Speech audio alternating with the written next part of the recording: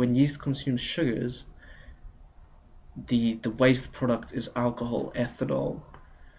I think yeast can produce 16% of ethanol before the ethanol poisons the yeast, and that's why most wines and beers and things can only reach 16% alcohol.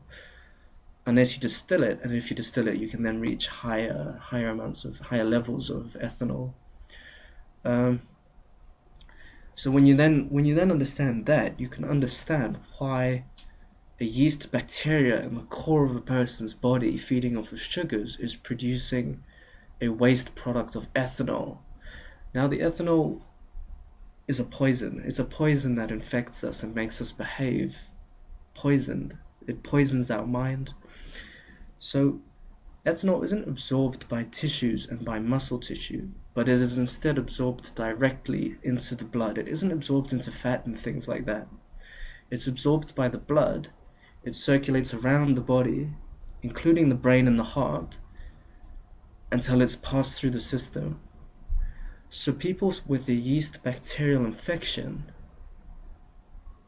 consume sugars, and the yeast eats the glucose from the sugars, and a waste product is ethanol, which then circulates around the body, meaning that people with yeast bacterial infections begin to suffer from permanent ethanol poisoning, whereas people who drink alcohol suffer temporary ethanol poisoning.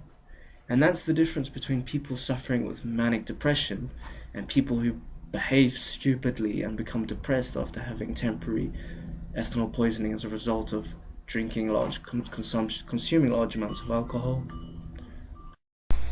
So let's observe a few similarities between temporary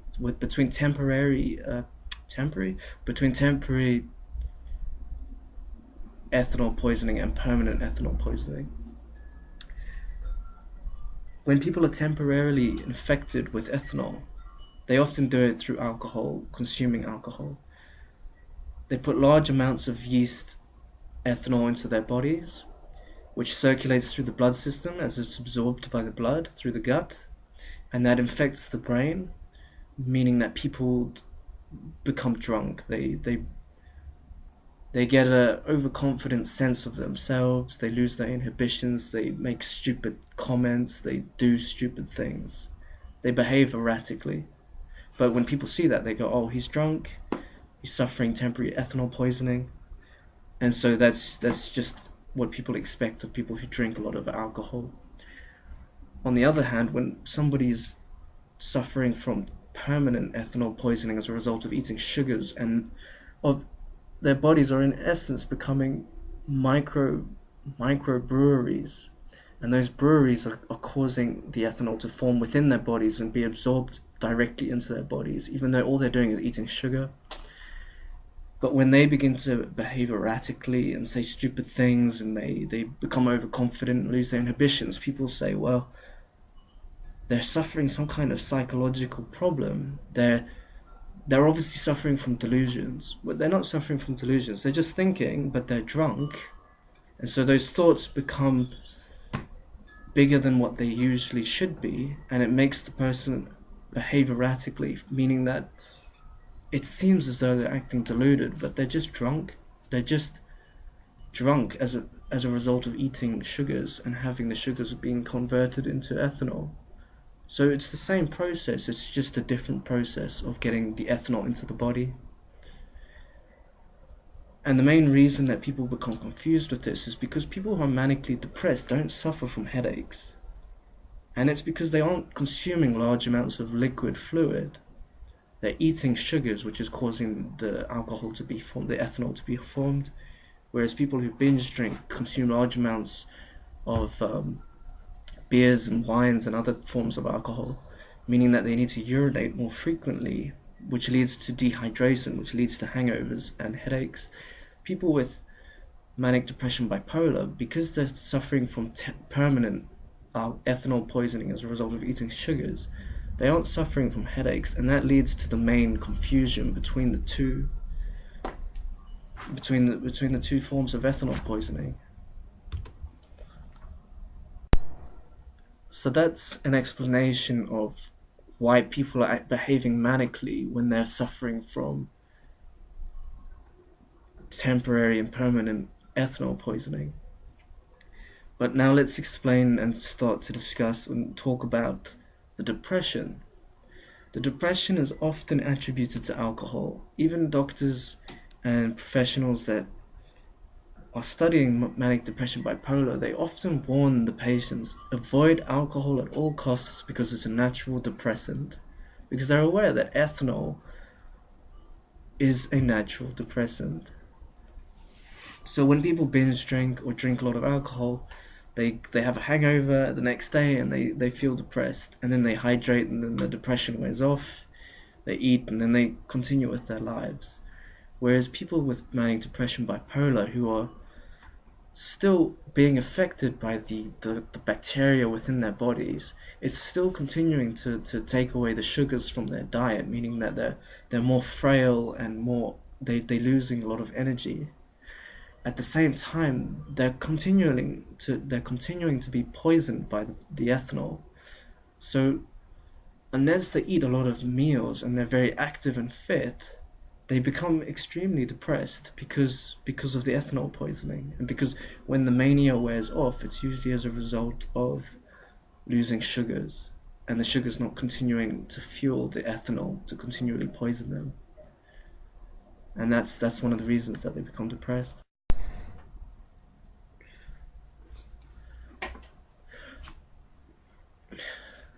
So that explains why people who are manic are behaving manic. It's because they're consuming enough sugar for the ethanol to convert it into, for the yeast to convert it into ethanol to poison them and make them feel manic. And when they become manic, they do all the things that they do to make people stress that they're behaving manically, and then they sometimes forget to eat because they're so busy doing other things, or they just run out of money because they've been behaving crazily, and they don't eat enough sugar to continue the manic behavior.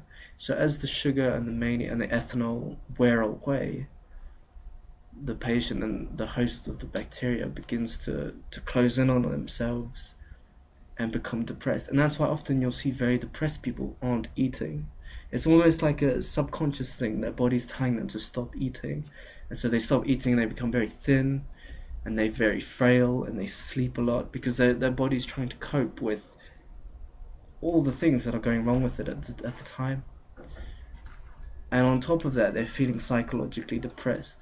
And this is where the main and most disgusting and severe problem comes into effect. And that's that a lot of the time these people begin to feel severely depressed. And to cope, the doctors give them psychological medicines, mood uppers and things like that to lift their mood. So what's happening is they're feeling very sick, they're feeling very depressed, their body's shutting down, they aren't eating properly, but then they're consuming medicine and pills to make them feel natural again. And that's just the worst way to try and treat a person with manic depression. It's the same as trying to treat a person with alcohol drunkenness by giving them psychological mood uppers. It's just the worst thing you could possibly do. But after a long time of the manic depression, people start to become functioning alcoholics. They're functioning with the ethanol in them almost permanently. And so the sugars in their diet starts to cope, and it starts to balance out with the amount that they need to continue living as an ordinary person. And very often they just rely on the medicines. They take the medicines every day, and they enter a sort of just a zombie state, a state of just existing and feeling unwell almost permanently, which is it's not a good thing. It's not a good thing for people. Another problem with the disease is that in most cases, often people are taken directly from police holding cells and from hospital beds after trying to commit suicide or from behaving very irrationally.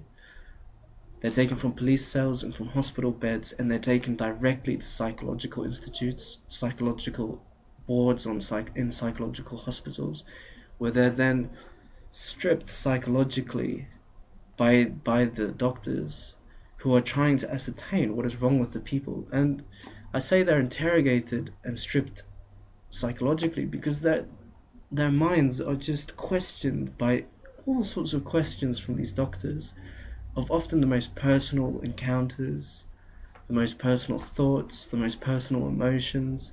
And the doctors completely strip the people with that type of therapy, and then they give them medicines that are for treating people with psychosis and for treating people with uh, schizophrenia and things and paranoia.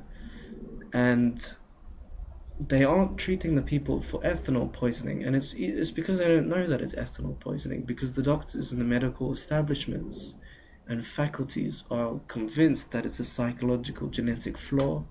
It's not a psychological genetic flaw. It's ethanol poisoning as a result of a yeast bacteria that in many cases is often hidden because the oral thrush and the genital thrush and the fingernail symptoms and things like that aren't observable. And very often a lot of people think that the other minor ailments suffered by people with depression is as a result of them not looking after themselves properly because they're feeling depressed and they're feeling manic. So the doctors are looking at the problem from the wrong spectrum. They're starting with the psychological abuses and not from the physical abuses. Whereas the physical abuses is what's causing the emotional, psychological abuses to become expressed. Because a lot of the time people who drink a lot and sleep around a lot and who live those kind of lifestyles have suffered some kind of abusive childhood, or they're from poor backgrounds, or sometimes they're rich but they've got psychological issues, and these are ways of helping them cope. And then when they begin to become manic and depressed, they start focusing on those psychological problems. And it's the same as people who drink a lot. If a person becomes drunk, they're more prone to become emotional and start crying than if they hadn't been drunk off of ethanol. It's just one of the effects of having ethanol poisoning. So that's just some thoughts on the medical establishment and of the social of society's role in making these people more sick than well. Very frequently as well, one of the main catalysts that is blamed for manic depression bipolar is the consumption of narcotics and drugs. Very often they'll say it's as a result of smoking cannabis and other psychoactive stimulants like ecstasy and LSD and things like that, and cocaine. A lot of the time when people are being interrogated psychologically by the psychiatrists and stuff, they're questioned, have you consumed drugs within your lifetime? And in many cases the people have, either through experimentation as teenagers or as young adults. And very often they just happen to consume a lot of drugs, especially cannabis, which is often blamed as being the catalyst for manic depression. But it isn't. I mean, it definitely causes psychological problems if people consume psychoactive drugs.